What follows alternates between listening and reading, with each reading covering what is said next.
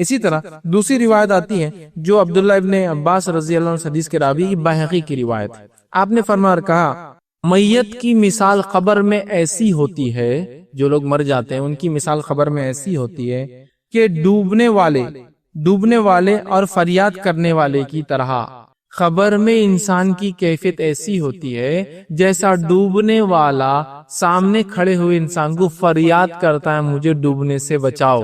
آپ فرماتے ہیں خبر میں میت کی مثال ایسی ہوتی ہے جیسا ڈوبنے والا فریاد کرتا ہے، فریادی اس طرح ہوتی ہے جو اپنے ماں باپ بھائی یا کسی دوست کی دعا کا منتظر رہتا ہے. مطلب جیسا ڈوبنے والا سامنے بچانے والے سے منتظر رہتا ہے کہ تم مجھے بچاؤ، اسی طرح ایک میت قبر میں منتظر ہوتی، انتظار کرتی کہ اس کے ماں باپ اگر زندہ ہو تو اس کے دوست، اس کے بھائی، اس کے دوست یا دوست سے مراد کوئی بھی رشتہ دار بھی اس میں انکلوڈ ہو جائیں گے. دوست کا درجہ آگے رشتہ دار ہے، وہ انتظار کرتا ہے، منتظر ہوتا ہے کہ کوئی اسے دعا دے دے، اس کے لیے دعا کرے، پہنچا دے. تو آپ منتظر رہتا ہے، جب اسے دعا پہنچتی ہے تو اسے دنیا کی ہر چیز سے زیادہ محبوب ہوتی ہے. اور جب اسے کوئی دنیا دعا دیتا ہے اللہ میرے دوست کی مغفرت کر، میرے چچا کی مغفرت کر، میرے ماموں کی مغفرت کر، میرے والدین کی مغفرت کر، میرے جو بھائی کی مغفرت کر، اللہ ان مسلمانوں کی مغفرت کر، اللہ ان شہداء کی، آپ جب بھی کرتے ہیں تو وہ انسان کو اتنی خوشی ہوتی ہے، یا اس کا معنی ہوتا ہے خوشی ہوں گی روز قیامت، چونکہ اب تو وہ عالم برزخ میں، یا واللہ عالم چونکہ غیب کا معاملہ ہے، اتنی خوشی ہوتی ہے جتنی خوشی دنیا میں کسی چیز کے پانے سے انسان کو نہیں ہوتی ہے.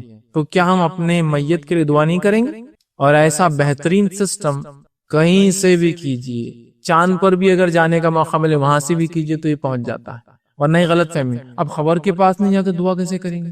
کوئی ضرورت نہیں کسی کی خبر کے پاس جانا اور دعا کرنے کی، آپ کہیں سے بھی کیجیے. اے اللہ ان لوگوں کی مغفرت کر، اس زمین والوں کی، اس زمانے والوں کی، ان لوگوں کی، فلاں شہداء کی، فلاں مجبور کی، فلاں مسکینوں کی، فلاں لوگ جو فلاں ظلم میں مارے گئے، فلاں لوگ جو فسادات میں مارے گئے، اللہ ان قبرستان والوں کی، اللہ میرے بھائی کی، اللہ میرے چچا کی، میرے رشتہ داروں کی، میرے والدین کی، میرے سرپرستوں کی، میرے استاد کی، جس کے لیے بھی آپ کریں گے اس کو اتنی خوشی ہوتی ہے، وہ انتظار کرتا ہے اس دعاؤں کا. اتنی خوشی ہوتی ہے کہ دنیا میں جو کچھ تھا یا دنیا میں جو سب سے محبوب زیادہ پسند ہے اس سے زیادہ اس کو پسند ہوتی ہے. ٹھیک، آگے فرماتے بے شک اہل دنیا کی دعا سے اللہ تعالیٰ اہل قبور کو پہاڑوں کے برابر اجر ادا کرتا ہے. اہل دنیا کی مطلب جو دنیا میں لوگ زندہ ہے، ان زندہ کی دعا کی وجہ سے اللہ رب العزت قبر میں دفین لوگوں کو پہاڑوں کے بڑے بڑے برابر اجر دیتا ہے. تو کیا یہ اجر نہیں پہنچائیں گے؟ کچھ دوسرے پہنچانے کے چکر میں لگے ہیں، یہ ہے جو پہنچتا ہے، یہ پہنچ رہا ہے. تو پہاڑوں کے برابر اجر اللہ سبحانہ تعالیٰ ان کو پہنچاتا ہے. مردوں کے لیے زندوں کا بہترین تحفہ ان کے لیے استغفار ہے. مردوں کے لیے سب سے بہترین گفٹ جو آپ دے سکتے ہیں تحفہ، وہ ان کے لیے استغفار کا معنی کیا ہوتا ہے؟ ان کے لیے دعا کرے اللہ ان کے گناہوں کو معاف کر، ان کے درجوں کو بلند کر، انہیں جنت میں اعلیٰ مقام دے، اسے کہتے ہیں استغفار. تو سب سے بہترین گفٹ جو میت کو آپ دے سکتے اور جو میں دے سکتا ہوں زندہ ہونے کے ناطے، وہ کیا ہے؟ دعائے مغفرت. یہ کہاں ہو رہی ہے ہم سے؟ یہ سب ملتا ہے، جو نہیں ملتا ہے اس کے چکر میں لگے ہم، چیئیں اور چنے اور کھجور اور قرآن اور کیا کیا ہم کر رہے ہیں. یہ ہے جو ملتا ہے. یہاں کہیں اب تک آیا قرآن پڑھ دے تو مل جاتا ہے، 2 رکعت نفل پڑھ دے تو مل جاتا ہے؟ آئے جب تک یہ بدنی عبادتیں نہیں ملتی، کچھ ملتی ہے، آ رہا ہے تذکرہ اس کا، بس ختم بہ چکی، اور تھوڑی باتیں ہیں جو ملتا ہے، اس کے بعد ختم ہو جائیں گی. یہ ملتا ہے، اس کے علاوہ نہیں ملتا. اس کا مطلب یہ جب بتا دیا مطلب یہ ملتا ہے، اس کے علاوہ نہیں ملتا ہے. بھائی نے سوال کیا کہ میتوں کو انسان غسل دے تو وہ غسل کب کرے خود؟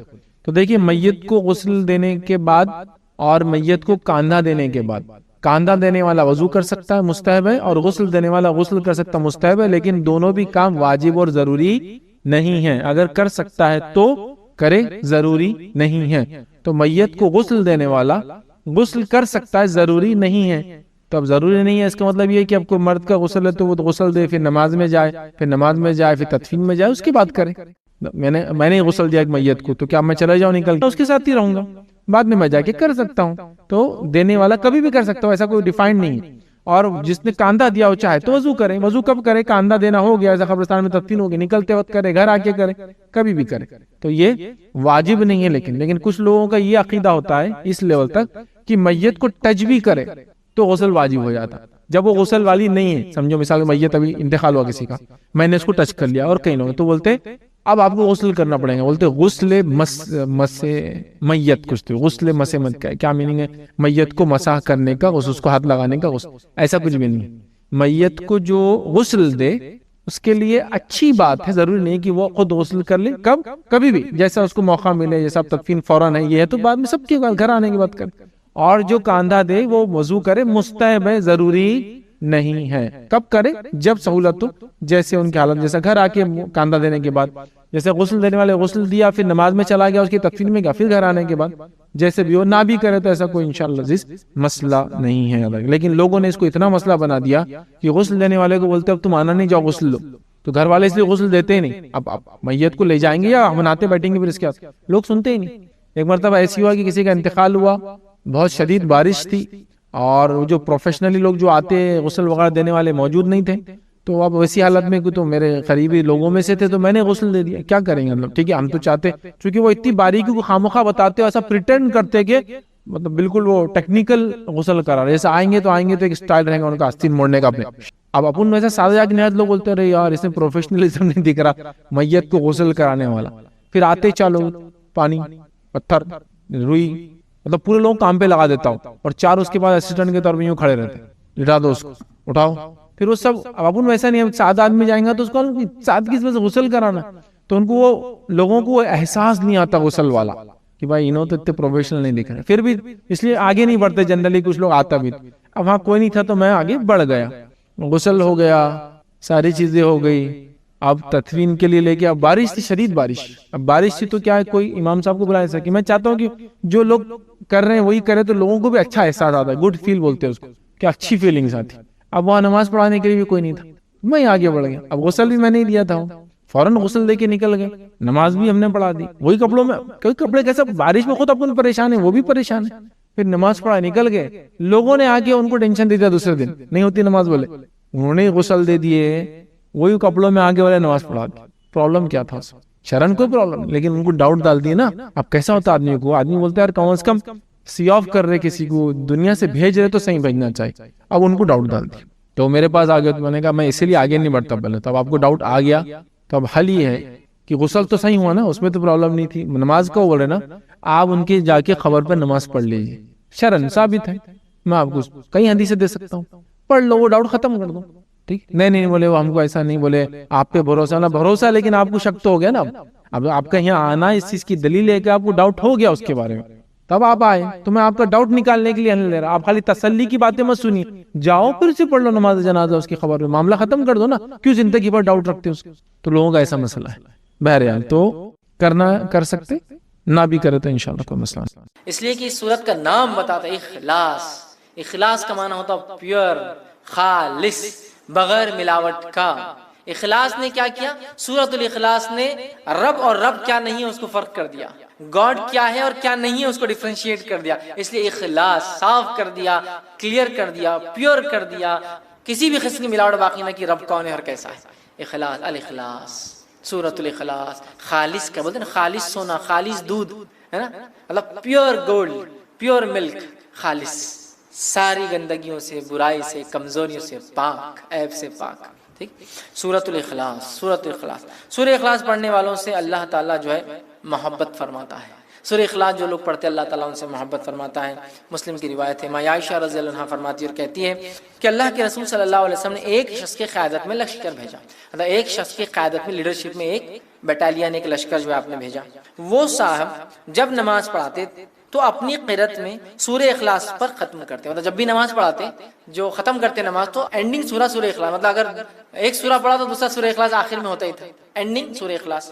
آنے کے بعد لوگوں نے کہا اللہ کے رسول صلی اللہ علیہ وسلم, یہ صاحب کیا کرتے تھے, ہر نماز کے اینڈ میں سورہ اخلاص ایڈ رہتا تھا, ان کا ایڈیشن, تو ختم کرتے. جب لشکر واپس آیا تو لوگوں نے رسول اللہ صلی اللہ علیہ وسلم ذکر کیا, آپ صلی اللہ علیہ وسلم نے ارشاد فرمایا اس سے دریافت کرو ایسا کیوں کرتا تھا. لوگوں نے اسے دریافت کیا, جا کر پوچھا تم ایسا کیوں کرتے تھے, تو اس نے جواب دیا یہ سورہ رحمان کی صفت بیان کرتا ہے, یہ سورہ رحمان کے, رب کے اوصاف, کیریکٹرسٹکس بیان کرتا ہے. قل هو اللہ واحد, کہہ دو وہ اللہ ایک ہے، اللہ الصمد، اللہ بے نیاز، لم یلد ولم یولد، ٹھیک ہے، لم یلد ولم یولد، وہ کسی سے پیدا نہیں ہوا اور اس کے کوئی ماں باپ نہیں، مطلب نہ اس نے کسی کو پیدا کیا، نہ وہ کسی سے پیدا ہوا، نہ وہ اس کے کوئی ماں باپ ہے، نہ اس کو بیوی ہے، نہ اس کے کوئی بچے ہیں، ولم یکن لہ کفوا احد، اور اس جیسا دوسرا کوئی نہیں۔ تو رب رحمان کی صفت یہ صورت بیان کرتی ہے، تو اس شخص نے کہا مجھے چونکہ اس میں رحمان کی صفتیں بیان ہوتی ہیں اس لیے میں اس کو پڑھتا ہوں، لہٰذا میں اسے پڑھتا ہوں اور اس کو پسند بھی کرتا ہوں چونکہ اللہ کی صفتیں ہیں۔ یہ سن کر رسول اللہ صلی اللہ علیہ وسلم نے فرمایا اسے جا کر بتا دو کہ اللہ تعالیٰ بھی اس سے محبت کرتا ہے، کیونکہ وہ رحمان کی صفتوں کی وجہ سے سورہ اخلاص پڑھتا ہے، اللہ تعالیٰ بھی اس سے جو ہے محبت کرتا ہے، ٹھیک ہے۔ اسی طرح جو ہے ایک مرتبہ سورہ اخلاص پڑھنے کا ثواب 1/3 قرآن کے پڑھنے کے برابر ہے، 1/3 قرآن پڑھنے کے برابر ہے، یہ صحیح مسلم کی روایت ہے۔ 1/3 یاد رکھیے، کتنی اہم بات ہے، اس لیے کہ اس میں توحید ہے، توحید بڑی اہم بات ہے، ہم مسلمانوں کو ضرورت ہے اس توحید کو سمجھے، جس توحید کے کلمے کو، جس کو ہم کہیں گے جس توحید کے سورت کو پڑھنے کا ثواب 1/3 قرآن کے برابر ہے، اس توحید کو سمجھیں۔ ہم توحید کو کبھی نہیں سمجھتے، اللہ ہم پہ رحم کرے، اور شرک میں ہماری زندگیاں گزری چلی جا رہی، ٹھیک ہے، یہ بڑی خطرناک بات ہے، ہمیں توبہ کرنا چاہیے۔ تو سورہ اخلاص کی ضرور ہم تفسیر پڑھے، یاد رکھیں، ٹھیک۔ اسی طرح سورہ اخلاص سے محبت اور اس کی کثرت سے تلاوت جنت میں جانے کا باعث ہے، اس سے محبت اور کثرت سے اس کی تلاوت جنت میں جانے کا باعث ہے۔ ابو ہریرہ رضی اللہ عنہ فرماتے ہیں رسول اکرم صلی اللہ علیہ وسلم کے ساتھ میں تھا، آپ صلی اللہ علیہ وسلم نے ایک آدمی کو قل واللہ احد پڑھتے ہوئے سنا، تو آپ صلی اللہ علیہ وسلم نے فرمایا اس کے لیے واجب ہو گئی۔ میں نے عرض کیا کیا واجب ہو گئی؟ تو آپ صلی اللہ علیہ وسلم نے ارشاد فرمایا جنت۔ سورہ اخلاص پڑھا، آپ نے فرمایا اس کے لیے واجب ہو گئی۔ میں نے پوچھا کیا واجب ہو گئی اس کے لیے؟ تو کہا جنت۔ تو ابو کیا لگ رہا؟ صرف قل واللہ احد اللہ الصمد لم یلد ولم یولد ولم یکن لہ کفوا احد، جنت میرے واجب ہو گئی۔ یہ کلمے کے مطابق میری پوری زندگی گزرے مجھ پر جنت، یہ کلمے کے مطابق میری پوری زندگی گزرے اور میری موت اخلاص توحید پر ہی آئے، یہ میرے لیے واجب ہے، اب جنت مجھے۔ تو آپ سمجھ رہے ہیں کتنی اہم بات ہے، سورہ اخلاص معمولی نہیں، یاد رکھیں۔ اسی طرح جو 10 مرتبہ سورہ اخلاص پڑھنے والے کے لیے جنت میں ایک گھر تعمیر کر دیا جاتا ہے۔ اب آپ دیکھیے غور سے، یہ پہلی صورت ہے جس میں کوانٹٹی آئی، کتنی بار پڑھنا ہے، باقی کسی میں بھی کوانٹٹی نہیں تھی اب تک۔ تو آپ جس کو بولیں گے آپ تعداد مت طے کیجیے اب صورتوں کتنا پڑھنا ہے، بس پڑھتے جائیے، یہاں کوانٹٹی ہے۔ اگر اس نیت سے 10 بار پڑھی جائے کہ اس سے جو ہے جنت میں گھر چاہیے، تو پھر اسی کوانٹٹی فکس ہے، پھر 10 بار ایک ساتھ پڑھنا ہے۔ آئیے حدیث کے الفاظ، مسند احمد کی روایت ہے، معاذ بن انس رضی اللہ عنہ فرماتے اور کہتے ہیں رسول اللہ صلی اللہ علیہ وسلم فرمایا جس نے قل واللہ احد آخر تک 10 بار پڑھی اس کے لیے اللہ تعالیٰ جنت میں گھر تعمیر کرتے ہیں۔ جس نے سورہ اخلاص کو 10 بار پڑھا اللہ تعالیٰ اس کے لیے جنت میں ایک گھر تعمیر کرتے ہیں۔ سمجھ رہے ہیں بات کو؟ گھر تعمیر کرتے ہیں اللہ تعالیٰ کس شخص کے لیے؟ جو سورہ اخلاص کو 10 بار پڑھتا ہے، یاد رکھیے۔ تو آپ دیکھیے کتنی بڑی فضیلت ہے کہ 10 ٹائمز کا ریسیٹیشن جنت میں ایک گھر، مذاق نہیں، یاد رکھیے، مذاق نہیں، ٹھیک ہے۔ اسی طرح شیطان کے وسوسوں سے بچنے کے لیے سورہ اخلاص پڑھ کر بائیں جانب، ٹھیک، بائیں مطلب لیفٹ ہینڈ جو ہے 3 مرتبہ تھوکنا چاہیے۔ یہ وسوسے جو کنٹینیو آتے ہیں نا، اس کا بھی علاج ہے اس کے اندر، ٹھیک۔ حدیث کے الفاظ سنیے، جو ہے ابو داؤد کی روایت ہے، جو ہے ابو سلمہ بن عبد الرحمن رضی اللہ عنہ کہتے ہیں کہ رسول اللہ صلی اللہ علیہ وسلم نے فرماتے ہوئے سنا ہے کہ ایک وقت آئے گا لوگ ایک دوسرے سے بہت زیادہ سوال کریں گے، بہت زیادہ سوال کریں گے، حتیٰ کہ ایک کہنے والا کہیں گا اچھا مخلوق کو اللہ نے پیدا فرمایا۔ ایک آدمی آگے کیا سوال کریں گا؟ اچھا مخلوق کو اللہ نے پیدا کیا، تو پھر اللہ کو کس نے پیدا کیا؟ وہ شک ڈال لیں گے، مخلوق کو اللہ نے پیدا کیا تو اللہ کو کس نے پیدا کیا؟ جب لوگ ایسی باتیں کریں گے تو کہنا، جب لوگ ایسی باتیں کریں گے تمہارے سامنے تو تم کیا کہنا؟ اللہ احد اللہ الصمد لم یلد ولم یولد ولم یکن لہ کفوا احد۔ خطرناک وسوسہ ہے نا، اللہ کو کس نے پیدا کیا، ٹھیک ہے، یہ پڑھ لینا۔ اللہ ایک ہے، اللہ بے نیاز ہے، اس نے کسی کو نہیں پیدا کیا، اس سے کوئی پیدا نہیں ہوا، اور اس کا ہمسر اس کے برابر کوئی نہیں ہے۔ پھر 3 مرتبہ بائیں طرف لیفٹ ہینڈ کی طرف تھوک کر شیطان سے اللہ تعالیٰ کی پناہ طلب کرنا۔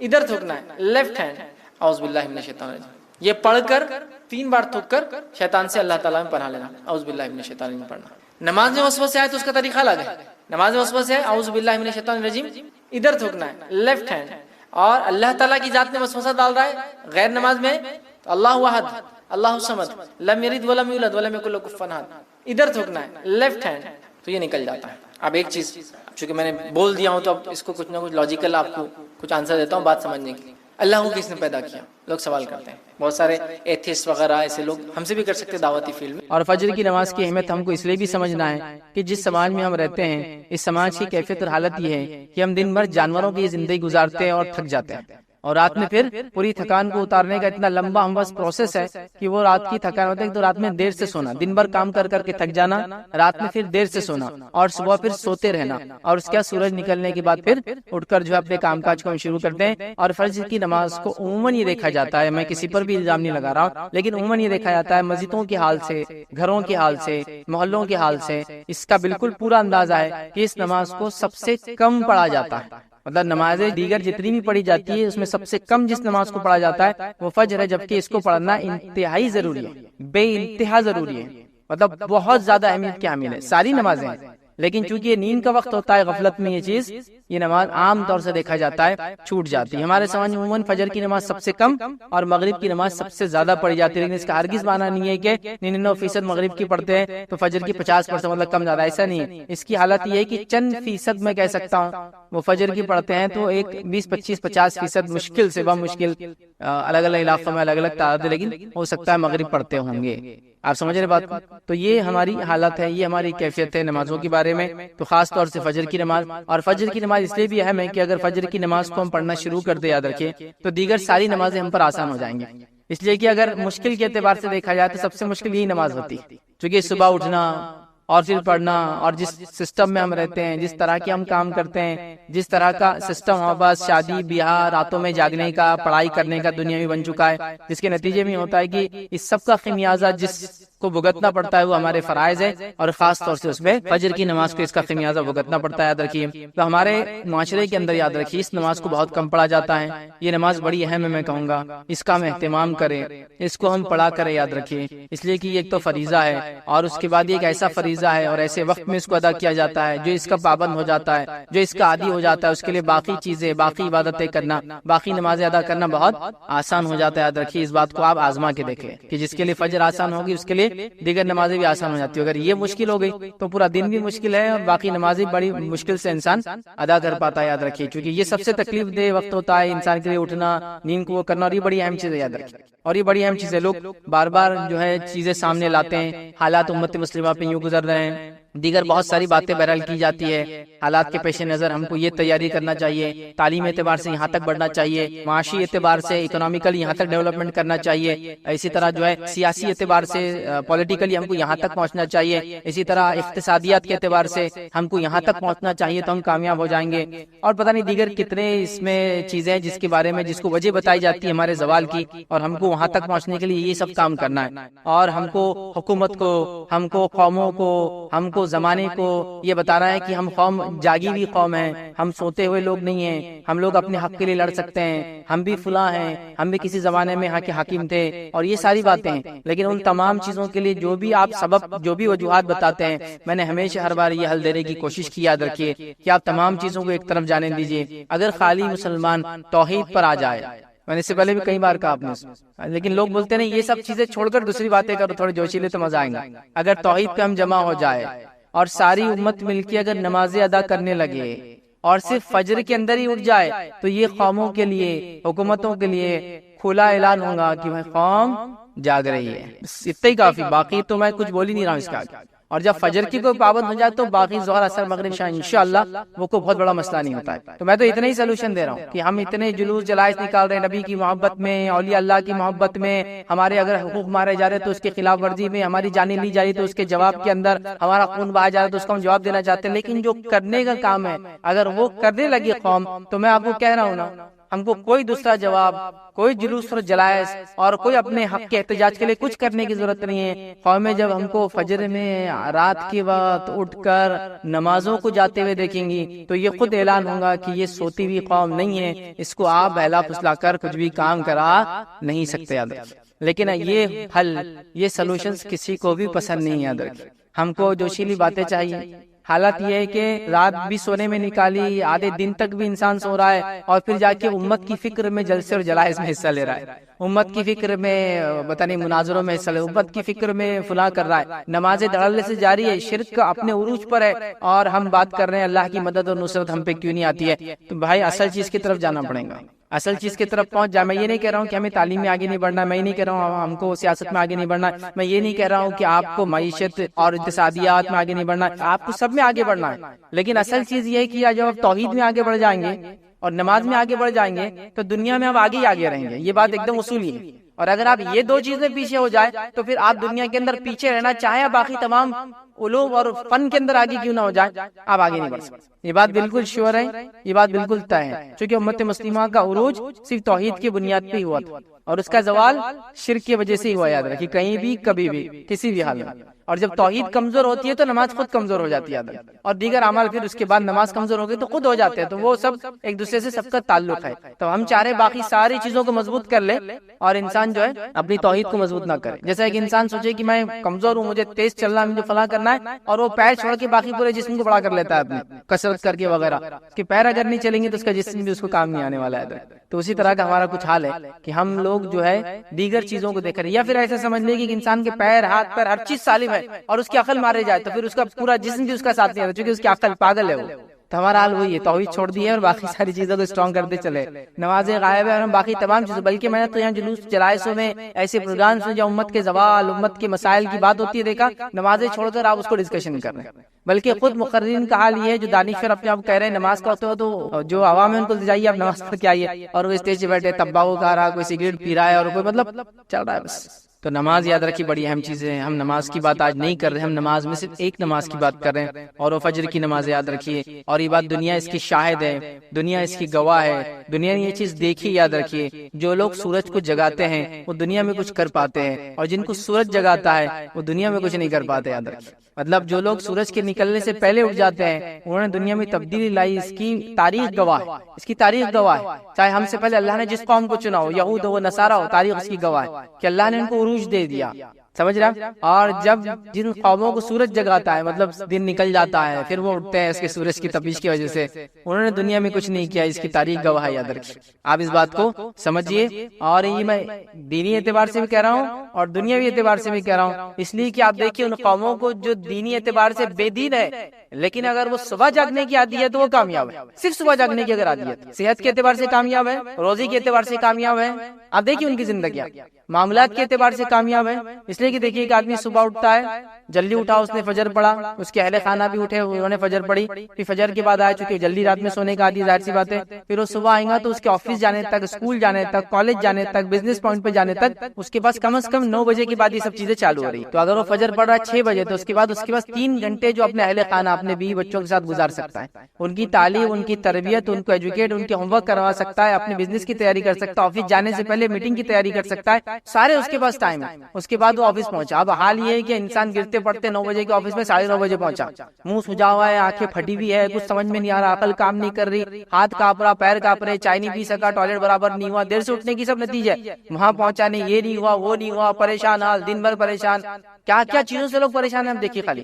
پھر دن بھر اس کا پریشانی میں گزرا, شام ہوئی اور جب آفس چھوٹنے آیا تو اس کو اب دم آ رہا, آنکھیں ٹائٹ ہو رہی, خون اس کا اب تیز دوڑا, چونکہ اب اس میں دم جاگ رہا, ایک طرح کہہ کے دم جاگ رہا. اب وہ جاگیں گے رات میں 12 بجے تک, پھر رات میں 12 بجے تک پھر سوئیں گا, پھر صبح اس کی زندگی ویسی رہے گی, تو زندگی ناکام ہو جاتی ہے. لیکن صبح اٹھنے والوں کی زندگیاں بہت الگ ہوتی ہے. ایک مختلف زندگیاں وہ جیتے ہیں, خاص طور سے فیملی لائف, اسپرچل لائف, آپ دیکھیں گے بزنس لائف اسٹرانگ ہو جاتی ہے ان کی, کیونکہ وہ کسی کام سے پہلے پریپریشن کے لیے ریڈی رہتے ہیں. اور فجر کو چھوڑنے والا کسی کام سے پہلے کوئی تیاری نہیں کر پاتا ہے. اور اللہ کے رسول صلی اللہ علیہ وسلم نے حدیث میں اس کے بارے میں بیان کر دیا, اس لیے میں جب رکھوں گا تو بات رکھوں گا, اس کا دن بیکار ہو جاتا ہے. فجر چھوڑنے کی وجہ سے دن اس کا بیکار ہو جاتا ہے, اس پر اللہ کی لعنت ہوتی ہے, فرشتوں کی لعنت ہوتی ہے نماز چھوڑنے کی وجہ سے, شیطان اس کے کان میں آ کے پیشاب کر کے چلا جاتا ہے, اور کیا کیا اس کے مسائل نہیں ہوتے. وہ جو گرہ باندھتا ہے رات میں ہے نا, وہ 3 گرہ جیسی کی ویسی بند پڑی ہوئی رہتی ہے, تو اس کا پورا دن جو ہے بیکار ہو جاتا ہے. تو یہ بڑی اہم چیز ہے, فجر کی نماز بڑی اہم چیز ہے. یاد رکھیے ہمارے معاشرے میں صبح کے بالکل ابتدائی حصے کے لیے کئی نام لیتے ہیں, ہم استعمال کرتے ہیں. سحر کا معاملہ ایک دم بالکل جس کو بولیں گے ابھی روشنی نکلنے سے پہلے کا حصہ ہے, اس کے بعد فجر بولا جاتا ہے, صبح بولا جاتا ہے, یا ضحیٰ بولا جاتا ہے. بالکل یہ صبح کی ابتدائی بھی حصہ, کئی الفاظ بہرحال اس کے لیے ادا کیے جاتے ہیں. ٹھیک ہے, اب آئیے فجر کا مفہوم کیا ہوتا ہے وہ ہم دیکھتے ہیں. تو فجر کا مطلب یاد رکھیے یہ ہے کہ جو پاؤ پھٹتی ہے, مطلب جس کو کہیں گے صبح کا اول وقت جس کے اندر بالکل ہلکی ہلکی سفید روشنی نکلنا شروع ہوتی ہے اور وہ کیا کرتی ہے، رات کے کالے حصے کو دھکا دینا شروع کرتی ہے۔ اگر آپ لوگ کہیں اونچے علاقے پہ کبھی جائے اور فجر سے پہلے سحر کا آخری وقت کھڑے رہے اور دیکھیں تو آپ کو سمجھ میں آئے گا ایک دم باریک روشنی نکلنا شروع ہوتی ہے نیچے سے، اور وہ ریئل روشنی ہوتی ہے، چونکہ روشنی کی دو قسم ہوتی ہے، آگے میں رکھوں گا، ٹھیک ہے، وہ ریئل ہوتی ہے اور وہ دھکا دے کے رات کے اندھیرے کو اوپر سرکاتے رہتی ہے کہ دھیرے دھیرے، تو وہ وقت جس کو ہم کہیں فجر کا ہے، تو اس کو ہم کہیں صبح کی سفید سفید دھیرے دھیرے پھیلنے والی روشنی کا نام جو رات کو ختم کرتی ہے اس کو فجر کہتے ہیں، بالکل ابتدا یاد رکھیں۔ تو صبح اٹھ کے، ابھی چونکہ ہم لوگ ہر کسی کا علاقہ الگ ہوتا ہے، لیکن اونچے علاقوں میں کبھی آپ رہتے ہیں پہاڑی وغیرہ اور نیچے کی طرف دیکھیں گے تو یہ چیز جس زمین اور آسمان ملتے ہوئے نظر آتے ہیں، وہاں آپ کو یہ چیز دیکھنے کو ضرور نظر آئیں گی، کیسا وہ نکلتا ہے اور کیسا رات ختم ہونا شروع ہوتی ہے اور دن وہاں اندر جو ہے داخل ہونا شروع ہوتا ہے، ٹھیک ہے۔ اب فجر کا صحیح وقت کیا یاد رکھیے، تو فجر کا صحیح وقت یاد رکھیے وہ یہ ہے کہ سحر کا آخری وقت وہ فجر کی ابتدا ہے، مطلب فجر شروع ہو گئی تو سحر ختم کرنا پڑتی ہے آپ کو۔ رمضان میں یہ ہوتا ہے، ہر کوئی رمضان کے روزے، اس کے علاوہ محرم میں روزے رکھتا ہے 2، اس کے علاوہ ذی الحجہ میں روزہ رکھتا ہے، اور ذی الحجہ کے پہلے ابتدائی 9 روزے ویسے رکھنا سنت ہے، نہ بھی ہو تو 1 روزہ تو کم از کم 9 ذی الحجہ کا ہم رکھ ہی لیتے ہیں، شوال کے 6 روزے ملاتے ہیں، ایسا 40 سے 50 روزے ہو ہی جاتے ہیں ایک انسان، ٹھیک۔ تو تب آپ محسوس، وہاں ہم کو لگتا ہے یہ چیز ضروری ہے کہ کب سحر ختم ہو رہی ہے، ویسے آج کل تو ایپس وغیرہ آ گئے تو آسانی ہے، لیکن کسی زمانے میں اتنا آسان نہیں تھا۔ تو فجر کا صحیح وقت کیا ہے، جس کو اللہ رب العزت نے سورہ بقرہ سورہ نمبر 2 آیت نمبر 187 میں کہا اور فرمایا، کلوا واشربوا حتى يتبين لكم الخيط الابيض من الخيط الاسود من الفجر، یہ فجر کا وقت یاد رکھیں، اللہ فرما رہا ہے تم کھاتے پیتے رہو یہاں تک کہ صبح کی سفید دھاگا سیاہ دھاگے سے ظاہر ہو جائے، سیاہ دھاگا مطلب جو رات کی اندھیری ہے اس سے سفید دھاگا ظاہر ہو جائے، مطلب فجر تک۔ تو فجر اگر شروع ہو جاتی ہے تو سحر ختم ہو جاتی ہے، اور جب تک سحر کا ٹائم ہے تو فجر کا ٹائم شروع نہیں ہوتا، یاد رکھیے، ٹھیک ہے۔ تو اس بات کو آپ جان لیں، تو یہ فجر کا ٹائم مطلب سحر کا آخری انتہا، فجر کی ابتدا، یاد رکھیے۔ اسی طرح یاد رکھیے ایک روایت میں نبی اکرم صلی اللہ علیہ وسلم فجر کے 2 قسمیں بتائی، یاد رکھیے، ٹھیک۔ پہلا آپ نے کیا بتا دیکھیں، نبی اکرم صلی اللہ علیہ وسلم نے فرمایا فجر کی 2 قسمیں ہیں، فجر کے 2 ٹائپس یاد رکھیں، جس کو ہم اپنے عام زبان میں بولتے ہیں صبح صادق اور صبح کاذب، یا فجر صادق اور فجر کاذب اس کو بولتے ہیں، اور ریئل فجر اور فیک، مطلب پہلے کیا ہوتا ہے جب وہ سفید روشنی جو ہوتی ہے جو کالی روشنی کو مطلب کالی رات کے اندھیرے کو ختم کرتی ہے، اس سے پہلے کچھ ایک الگ قسم کی روشنی نکلتی ہے، اس کو ٹوائلائٹ بولتے ہیں انگلش کے اندر، وہ روشنی ہوتی ہے لیکن وہ فجر نہیں ہے، وہ صبح صادق نہیں ہوتی، کاذب ہوتی، یاد رکھیے، تب تک آپ سحر کر سکتے تب تک، لیکن جب صبح صادق ریئل فجر ہو جاتی ہے تو آپ کو سحر چھوڑ دینا پڑتی ہے۔ تو نبی اکرم صلی اللہ علیہ وسلم نے کیا فرمایا سنیے، فجر کی 2 قسمیں ہیں، فجر کاذب ہے جس میں نماز فجر کی ادائیگی حرام ہوتی ہے اور سحر کا کھانا درست ہوتا ہے، اور پھر فرمایا فجر صادق ہے جس میں سحر کا کھانا حرام ہوتا ہے اور نماز فجر پڑھنا درست ہوتا ہے، ٹھیک ہے۔ تو یہاں فجر کی 2 قسمیں، لیکن ہم جو فجر سے مراد ہے ہماری وہ جب فجر کا وقت ہو جاتا ہے، اور ہماری یہاں مراد یاد رکھیے فجر سے، فجر کی نماز سے۔ اور اللہ رب العزت نے فجر کی نماز کے تعلق سے قرآن میں قسم بھی کھائی ہے، سورہ فجر کے اندر جو قرآن کا 89 نمبر کا سورہ آیت نمبر 1 میں والفجر کی قسم ہے فجر۔ اسی طرح زمانے کی قسم کھائی والعصر، قسم ہے زمانے کی، یاد رکھیے عصر کے وقت، ٹھیک۔ تو یہ فجر کے تعلق سے اس کا معنی اور مفہوم ہے۔ آئیے فجر کی اہمیت کیا ہے، تو فجر کی نماز یاد رکھیے، اس کی بڑی اہمیت یاد رکھیے۔ آئیے ہم دیکھتے کچھ اہمیت، کچھ باتیں اس کے تعلق سے۔ صبح فجر کا وقت بہت ہی برکت والا وقت ہے، یاد رکھیے۔ نبی اکرم صلی اللہ علیہ وسلم کیا فرماتے، سنن ابن ماجہ کی روایت، آپ نے فرمایا عبداللہ بن عمر رضی اللہ عنہما اس کے راوی فرماتے اور کہتے ہیں نبی اکرم صلی اللہ علیہ وسلم فرمایا، اے اللہ میری امت کے لیے صبح کے وقت میں برکت عطا فرما، میری امت کے لیے صبح کے وقت، اور صبح شروع ہو جاتی ہے فجر سے، تو میری امت کے لیے ابھی سورج طلوع نہیں ہوا، لیکن یاد رکھیے وہ طلوع ہونے کے بعد تو بالکل بالکل صبح ہو گئی، لیکن فجر سے روشنی شروع ہو جاتی ہے دکھنا، یاد رکھیے۔ تو میری امت کے لیے اس کی صبح کے وقت میں برکت عطا فرما، یہ نبی اکرم صلی اللہ علیہ وسلم کی دعا ہے، یاد رکھیے۔ اور ہمارا معاملہ یہ ہے کہ فجر کے اس میں ہم کو کچھ کرنا ہی نہیں، مطلب برکت والے وقت کو سو جانا ہے۔ محدثین کے اگر آپ واقعات پڑھیں، اگر کبھی رات میں سفر کرتے اور سفر کر کے آتے اور ایسا ہوتا کہ رات بھر جاگنا ہو جاتا یا لمبے وقت تک جاگنا ہوتا رات میں، پھر تھوڑا بہت سو جاتے، پھر اس کے اٹھنے کے بعد فجر پڑھتے، تو یہ فجر کے بعد خاص طور سے سویا نہیں کرتے تھے، وہ کہتے تھے کہ یہ برکت والا وقت ہے، اس کو سونے میں ضائع نہیں کیا، تو خاص جاگتے تھے بیچارے، حالانکہ رات میں بھی جاگے ہوئے لیکن دن میں سوتے نہیں تھے صبح کے وقت، کہ تو یہ برکت والا وقت ہے۔ اور اس کی برکتوں کے تعلق سے میں نے آپ کو کہہ دیا نا، آپ صرف فجر میں اٹھنے کی تیاری کیجیے اور فجر میں اٹھ کے دیکھیے، اس کے بعد آپ کے معاملات، زندگی کے معاملات، فیملی ریلیشن، رزق میں برکت، کام میں برکت، وقت میں برکت، ہر چیز میں برکت آپ کو خود بخود نظر آتی ہے۔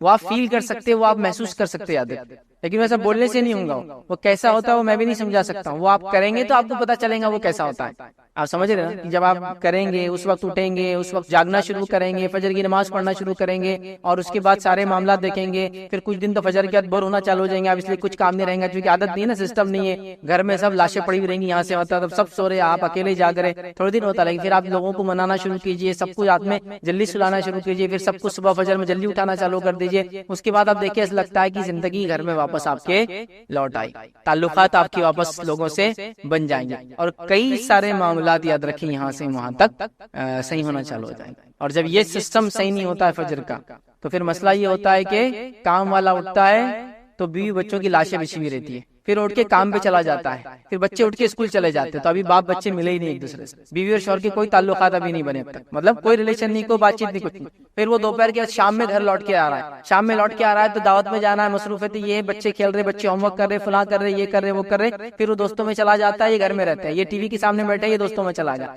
پھر دیر رات گئے 11-12 بجے, یہ گھر میں داخل ہے, بچے جب تک سو چکے تھے, بیوی جب تک پورا دن ٹی وی دیکھ کر اس کی آنکھیں تھک چکی تھی, وہ بھی اکتا گئی تھی, کوئی آئیڈیاز اب نہیں تھے, شوہر سے کیا بات کرنا سمجھ میں نہیں آ رہا تھا, واٹس ایپ کو دیکھ دیکھ کے, اس کی نیوزز پڑھ کے, اور یوٹیوب کے پروگرامز اور ویڈیوز دیکھ دیکھ کے آلریڈی پورے ایگزاسٹ ہو چکے تھے. اس کے بعد دونوں آئے اور دونوں پھر سو گئے.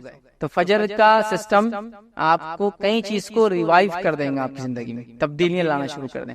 اتنی تبدیلیاں, اتنی زبردست تبدیلیاں کہ آپ اس کو محسوس کر سکتے ہو. 2 سے 3 گھنٹے جو آپ کو ملیں گے آپ کے کام سے پہلے, وہ آپ کی لائف چینجنگ ہوں گے.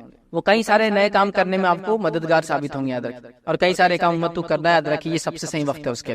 تو صبح میں برکت ہے, یاد رکھیے. اور جتنے لوگوں کی تجارتیں صبح ہوتی ہے, ان تجارتوں کو آپ غور کیجیے, ان تجارتوں کو آپ مانیٹر کیجیے, اور ان تجارتوں کی برکت کو دیکھیے. ان کی برکت, ان کے مال میں برکت, ان کے بیوی بچوں کے اندر برکت آپ دیکھیے.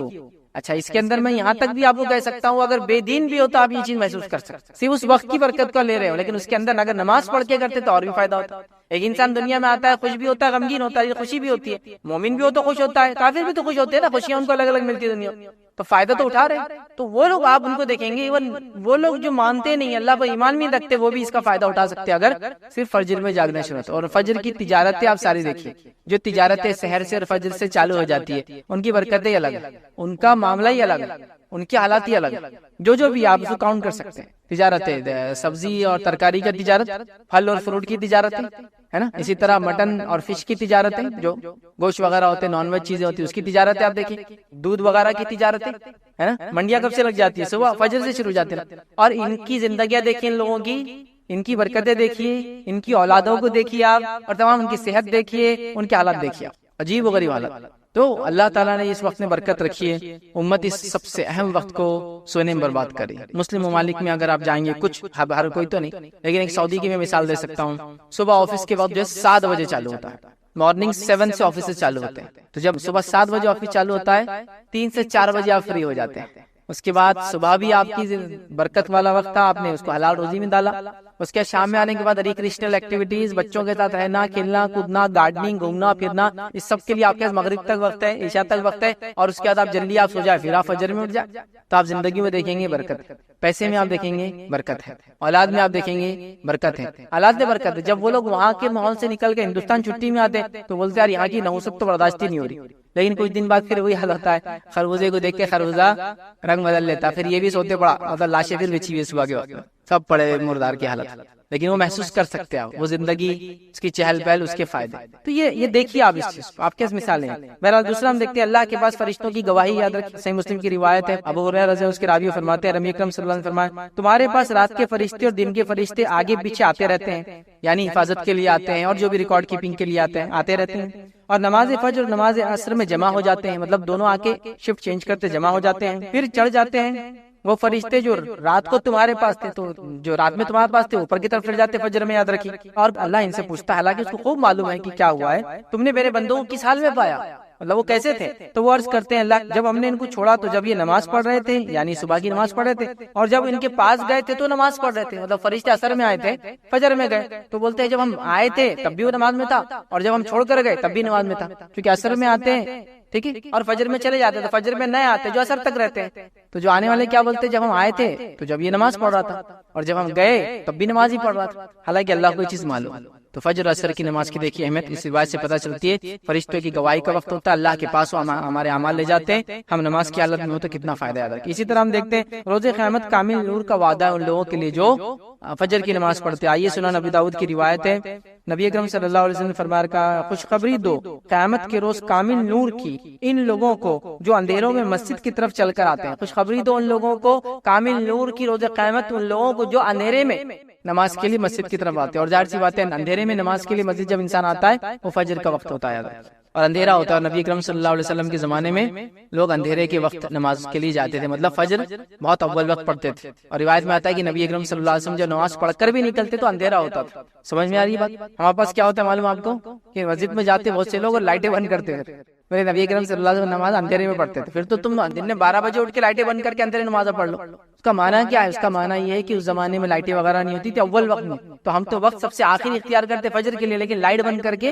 سنت پہ عمل کرنے کا پلان پورا رہتا ہے کہ اندھیرے میں فجر کی نماز ہو رہی۔ کئی وقت دیکھا میں نے کہ فجر کا وقت ختم ہو رہا 15 منٹ بعد، اس سے 15 منٹ یا 10 منٹ پہلے جماعت ہوتی ہے، روشنی اندر آتی ہے تو بولتے لائٹیں بند کر دو، لائٹیں بند کر کے بولے اندھیرے میں نماز پڑھنا، یہ معنی نہیں ہے اس کا کسی بھی حال میں، ٹھیک ہے۔ بہرحال اسی طرح ہم دیکھتے ہیں روز قیامت کامل نور کا وعدہ، اسی طرح فجر کی نماز جو ہے منافقوں پر بھاری ہوتی ہے۔ آئیے نبی اکرم صلی اللہ علیہ وسلم کیا فرمایا، اور ابی بن کعب رضی اللہ عنہ جو اس کے راوی کہتے ہیں، مسند احمد کی روایت ہے، نبی اکرم صلی اللہ علیہ وسلم نے صبح کی نماز پڑھائی اور پھر ہم سے پوچھا فلاں آدمی حاضر ہو، مطلب فلاں آدمی کو بھیجو، لوگوں نے کہا وہ نہیں ہے، پھر آپ نے فرمایا فلاں آدمی کو حاضر کرو میرے پاس، لوگوں نے فرمایا وہ بھی نہیں ہے، بھی مطلب مسجد پہ نہیں موجود تھا فجر کے بعد، پھر آپ صلی اللہ علیہ وسلم فرمایا فلاں آدمی کو میرے پاس بھیجو، لوگوں نے کہا اللہ کے رسول صلی اللہ علیہ وسلم وہ بھی موجود نہیں ہے، نبی اکرم صلی اللہ علیہ وسلم فرمایا بے شک یہ دو نمازیں، مطلب عشاء اور فجر، یہ دو نمازیں منافقوں پر بڑی بوجھل ہوتی ہے، بھاری ہوتی ہے، مشکل ہے ان کے لیے پڑھنا، اگر وہ جان لے کہ ان دو کا جو ثواب کیا ہے تو ان کی ادائیگی وہ ضرور کریں گے اور اس کی ادائیگی کے لیے آئیں گے، اگرچہ ان کو اپنے کمر کے بل گھسیٹ کے کیوں نہ آنا پڑے یا اپنے کمر کے بل کھسک کے کیوں نہیں آنا پڑے۔ مطلب ایک آدمی جب چل نہیں سکتا تو کیا کرتا ہوں، پیروں میں طاقت نہیں رہتی تو اپنے پیر کو اور کمر کو اٹھا کے ہاتھ کے بل آگے ٹیکتا، پھر پیر آگے لے جاتا ہے نا، تو وہ اپنے کمر سے چل کر آنے کی کوشش کریں گے نماز کے لیے۔ تو آپ نے فجر کے آواز دی، 2-3 لوگوں کو، لوگوں نے کہا نہیں ہے، تو کہا دو نمازیں بڑی بوجھل ہے منافق کے لیے، فجر اور عشاء، یاد رکھیں، ٹھیک ہے۔ تو بہرحال جو نماز فجر چھوڑتا ہے یاد رکھیے اس میں نفاق کی ایک علامت ہے، اس کا معنی یہ ہوا۔ اسی طرح ہم دیکھتے ہیں فجر کی 2 رکعتیں دنیا اور اس کے اندر جو کچھ ہے اس میں سب سے بہتر ہے۔ آئیے نبی اکرم صلی اللہ علیہ وسلم فرماتے ہیں، صحیح مسلم کی روایت ہے، ام المومنین عائشہ رضی اللہ عنہا فرماتی ہے اللہ کے رسول صلی اللہ علیہ وسلم فرمایا فجر کی 2 رکعتوں کے بارے میں فرمایا مجھے ساری دنیا سے زیادہ یہ پیاری اور محبوب ہے، ساری دنیا میں جو کچھ اس سے زیادہ مجھے محبوب فجر کی 2 رکعتیں، یاد رکھیں۔ اسی طرح یاد رکھیں فجر کی اہمیت کے تعلق سے جو ایک بات ملتی ہے وہ یہ ہے، یاد رکھیں فجر کی 2 نفل نمازیں نبی اکرم صلی اللہ علیہ وسلم ہمیشہ پڑھا کرتے تھے۔ حالانکہ سفر میں تو ہم لوگ قصر کرتے ہیں، نوافل وغیرہ سنت وغیرہ موقعات چھوڑ بھی سکتے ہیں آپ، لیکن نبی اکرم صلی اللہ علیہ وسلم 2 نمازیں ایسی ہے جو فرض کے علاوہ بھی سفر میں آپ کبھی نہیں چھوڑتے، ایک فجر کی 2 رکعت اور وتر کی نماز، یہ آپ سفر میں بھی نہیں چھوڑتے تھے، حالانکہ سفر میں آپ دوسری نمازیں چھوڑتے تھے۔ آئیے حدیث کے الفاظ اس طرح سے بخاری کی روایت ہے، عائشہ رضی اللہ عنہا فرماتی ہے اور کہتی ہے نبی اکرم صلی اللہ علیہ وسلم کسی نفل نماز کی فجر کی 2 رکعتوں سے زیادہ پابندی نہیں کرتے تھے، کسی نفل نماز کی اتنی پابندی نہیں کرتے جتنی فجر کی 2 رکعت ہی کرتے، چونکہ فجر کی نماز ہی اہم ہے، پھر اس کی 2 سنت کی بھی آپ اتنی سختی سے پابندی کرتے کہ دوسری روایت میں آتا آپ سفر میں بھی ان نمازوں کو کبھی نہیں چھوڑتے، یاد رکھیے ان چیزوں کو ہم کو سمجھنے کی ضرورت ہے۔ آئیے فجر پڑھنے والوں کی فضیلت کیا وہ آپ کے سامنے رکھتا ہوں۔ پہلی چیز یاد رکھیے فجر پڑھنے والا یاد رکھیے اللہ کی پناہ میں چلا جاتا ہے، فجر پڑھنے والا اللہ کی پناہ میں چلے جاتا ہے۔ آئیے روایت کے الفاظ، صحیح مسلم کی روایت ہے، آپ صلی اللہ علیہ وسلم فرمایا کہا جس آدمی نے صبح کی نماز پڑھی تو وہ اللہ کی ذمہ داری میں ہے، اللہ کی امان میں ہے، اللہ کی پناہ میں ہے، اللہ کی گارنٹی میں ہے، اللہ اس کا ضامن ہے، مطلب وہ اللہ کی ضمانت میں آ چکا ہے۔ جس نے فجر کی نماز پڑھی وہ اللہ کی ذمہ داری میں ہے، ذمہ داری سمجھتے نا، ضامن گارنٹر ہو گیا اللہ اس کا۔ پھر آپ نے فرمایا ذمہ داری میں، بس اللہ تم سے اپنی ذمہ داری کا سوال نہیں کرے گا تو جس سے اللہ مطلب پھر اللہ تعالیٰ تمہاری ذمہ داری کا تم سے پھر سوال نہیں کرے گا فجر ہو گئی تو، لیکن جس سے اللہ ذمہ داری کا سوال کر لے، اسے سوال طلب کر لیا تو وہ آندھے منہ جہنم کی آگ میں ڈال دیا جائے گا۔ تو پھر جس نے فجر پڑھ لی وہ ذمہ داری سے بری ہوا، اور اللہ ذمہ داری سے جس کو بری کر دے تو بچ گیا، لیکن جس سے اللہ تعالیٰ اس کی ذمہ داری کے بارے میں پوچھ لیں گا تو اس کو آندھے منہ جہنم کی آگ میں ڈال دیں گے، مطلب منہ کے بل گھسیٹ کے جہنم کی آگ میں ڈال دیا جائے گا۔ تو جو انسان فجر پڑھ لے وہ اللہ کی امان میں ہے، وہ اللہ کی ذمہ داری میں ہے، وہ اللہ کی سیفٹی اینڈ سیکورٹی میں ہے، اور جس نے فجر چھوڑ دی تو اب اس کی سیفٹی اور سیکیورٹی دن بھر نہیں ہو سکتی، اس کو اپنے جان بچانے کے لیے دنیا بھر کی چیزیں کرنا پڑیں گی، یاد رکھیں دنیا بھر کی چیزیں کرنا پڑیں گی. سمجھ رہے اس بات؟ یہ بات بڑی سمجھنے کی، یاد رکھیں. تو میں نے جو بات شروع میں کہی تھی کہ ہم لوگ اپنی جان، اپنے مال، اپنی عزت، اپنی آبرو، اپنے خون کے لیے پریشان ہے نا، تو میں نے اس لیے کہا تھا نا کہ فجر اگر ہونا شروع ہو جائے تو ایکچولی ہم اللہ کی ذمہ داری میں آ جاتے ہیں. اور جب اللہ ذمہ داری لے لے کسی قوم کی، کسی بندے کی، کسی گروہ کی، کسی جماعت کی، پھر کون اس کو ہاتھ لگا سکتا؟ بتائیے کون اس کو ہاتھ لگا سکتا؟ اور یہ شام تک پناہ میں اللہ کی، رات تک اللہ کی پناہ میں، پھر صبح فجر اس نے پڑھ لی، پھر اللہ کی پناہ میں چلا گیا، اللہ کی ذمہ داری میں چلا گیا. آئیے دوسری یاد رکھیے اس کی فضیلت کیا ہے.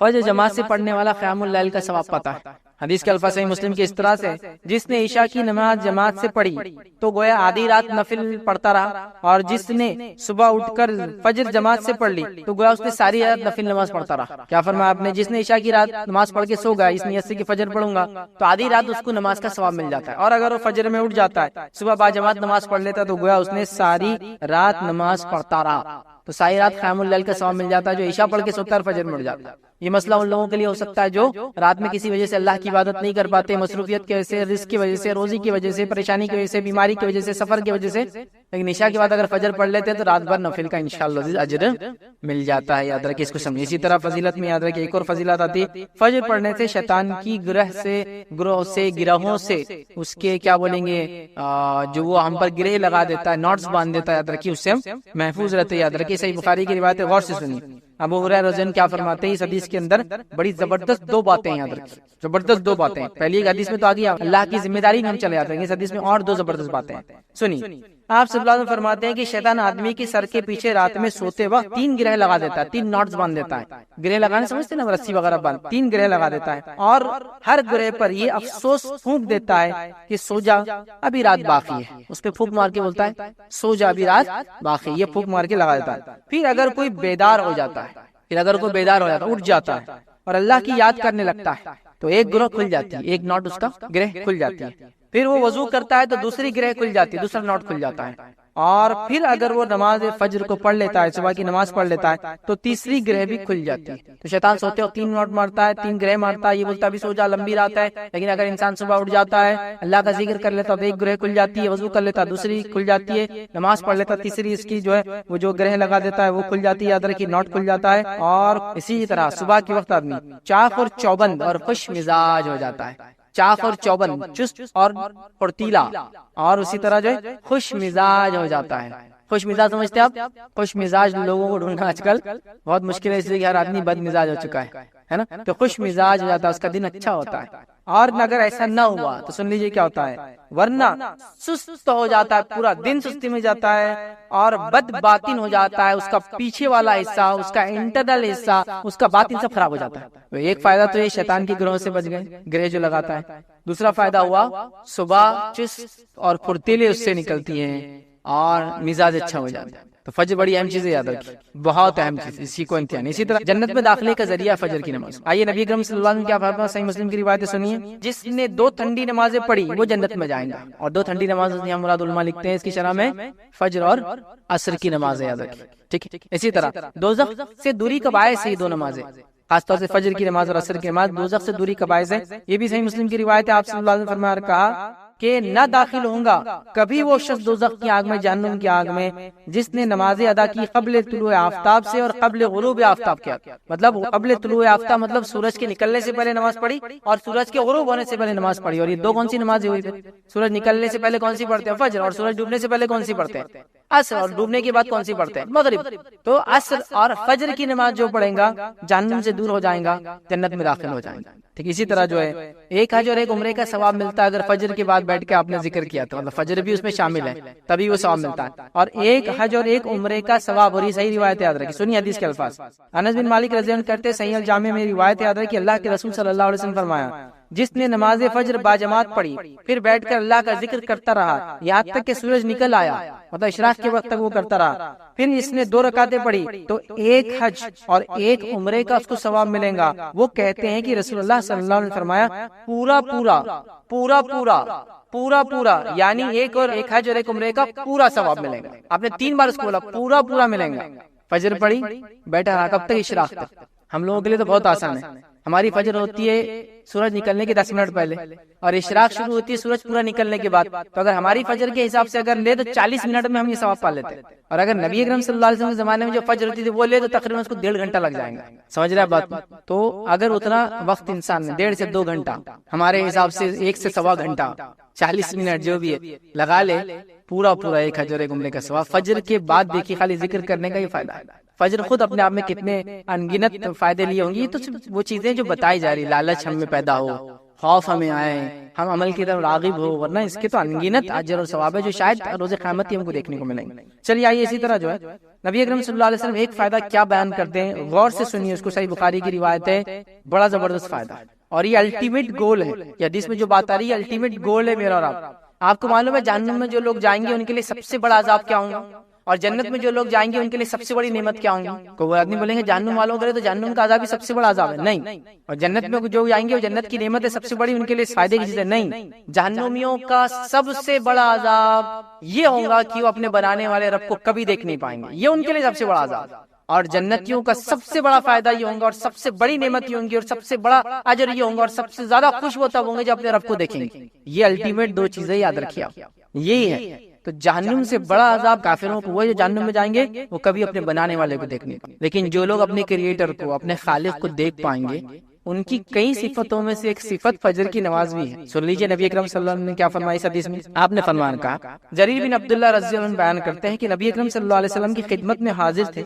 آپ صلی اللہ علیہ وسلم نے چاند کی طرف نظر اٹھائی اور 14ویں کی رات تھی. اس دن چاند کی طرف نظر اٹھائی جبکہ 14ویں کی رات مطلب مون فل ہوتا ہے. مون 28 ڈیز کی سائیکل میں چلتا ہے تو 14 کو ایک دم ٹاپ پر ہوتا ہے مطلب سب سے زیادہ اس کی تیزی ہوتی ہے. پھر فرمایا کہ تم لوگ بے ٹوک مگر بغیر کسی تکلیف کے اسی طرح اپنے رب کو دیکھو گے جس طرح اس چاند کو دیکھتے ہو. چاند کو دیکھنے میں کوئی تکلیف ہوتی ہے نہیں ہوتی. آسانی سے دیکھ سکتے آپ 14ویں کو یا کوئی بھی ہو.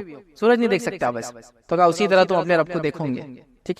یا یہ فرمایا کہ تمہیں اس کا دیدار میں مطلق شبہ نہ ہوگا مطلب بالکل کلیئر دے سکتے ہو کوئی شبہ کی بات نہیں. اس لیے کہ اگر تم سے سورج کے طلوع اور غروب سے پہلے نمازیں پڑھنے میں کوتاہی نہ ہو سکے تو ایسا ضرور کرو. تم اپنے رب کو بالکل دیکھ سکو گے اس میں کوئی مسئلہ نہیں ہوگا اور مطلق دیکھو گے ریئل مطلب صحیح دیکھ سکو گے. اگر تم سے یہ ہو سکے تو ضرور یہ کام کرنا کہ سورج نکلنے سے پہلے اور سورج کے ڈوبنے سے پہلے والی نماز میں کبھی کوتاہی مت کرنا. اور ہم سب جانتے ہیں سورج نکلنے کے پہلے اور سورج ڈوبنے سے پہلے کون سی نماز ہے ہم دیکھ چکے وہ عصر اور فجر کی یاد رکھیں. ٹھیک ہے. پھر آپ صلی اللہ علیہ وسلم نے فرمایا وَسَبِّحْ بِحَمْدِ رَبِّكَ قَبْلَ طُلُوعِ الشَّمْسِ وَقَبْلَ غُرُوبِهَا. بس اپنے رب کی حمد و تسبیح پڑھو سورج کے نکلنے اور غروب ہونے سے پہلے. ٹھیک ہے. یہ آپ نے کہا. اور اس کے بعد جو ہے امام عبداللہ بخاری رحمۃ اللہ کہتے ہیں کہ جو ہے ابن شہاب نے اسماعیل کے واسطے سے جو قیس سے جو ہے وابستہ جو ہے جریر راوی ہیں انہوں نے یہ جو ہے زیادتی سے نقل کیا تھا. اس حدیث کے اندر تھوڑے سے الفاظ کے ساتھ ایک الگ اور روایت میں الفاظ آتے ہیں. وہ یہ ہے کہ آپ صلی اللہ علیہ وسلم نے فرمایا تم اپنے رب کو صاف دیکھیں گے. اس میں کچھ الفاظ زیادہ ہے وہ یہ کہ تم اپنے رب کو صاف دیکھیں گے. لیکن کس کے لیے آسان ہوگا تم کر سکو تو ضرور فجر اور عصر کو پڑھنا سورج نکلنے سے پہلے اور ڈوبنے سے پہلے کی نماز پڑھنا. یہ کام انشاءاللہ آسان ہو جائیں گے. تو میں سمجھتا ہوں یہ کافی فضیلتیں ہیں اہل فجر کے لیے.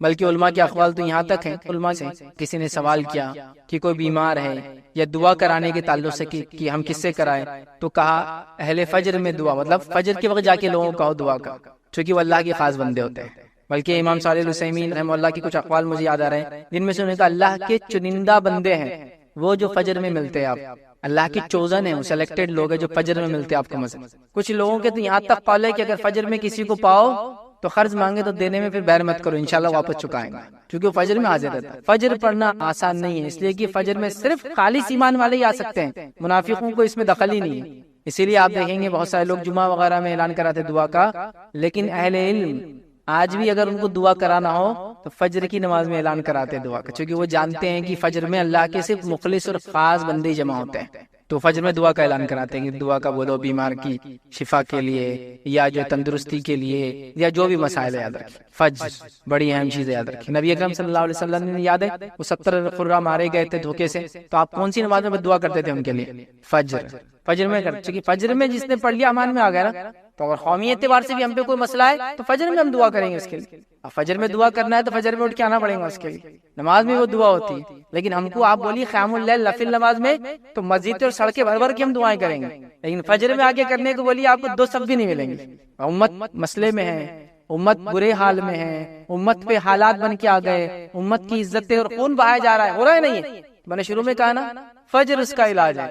فجر میں آؤ, کھڑے رہو. نبی اکرم صلی اللہ علیہ وسلم کے 70 صحابہ جو دن کا علم سیکھتے تھے اور علم رکھتے تھے, گویا صحابہ تو ویسے جنگ میں سبھی ماہر تھے, عربوں کا سسٹم ہی تھا, ان کو دھوکے سے بلایا گیا اور ان سب کو قتل کر دیا گیا. تو اللہ کے رسول صلی اللہ علیہ وسلم بہت برا لگا اور آپ نے کئی دنوں تک بد دعا کی ان مشرکین کے لیے. فجر تھا نا, تو آج بھی ہم پہ قومی حالات آ رہے ہیں, سماجی حالات آ جا رہے ہیں, ملک کے ملک ہمارے ظلم اور جبر کے فیصلے سنا دیے جا رہے ہیں. تو حل ہے نا ہمارے پاس. تو ہم لوگ قیام اللیل میں دعائیں کر رہے ہیں, ہم لوگ تراویح میں دعائیں کر رہے ہیں, ٹھیک ہے وہ بھی درست.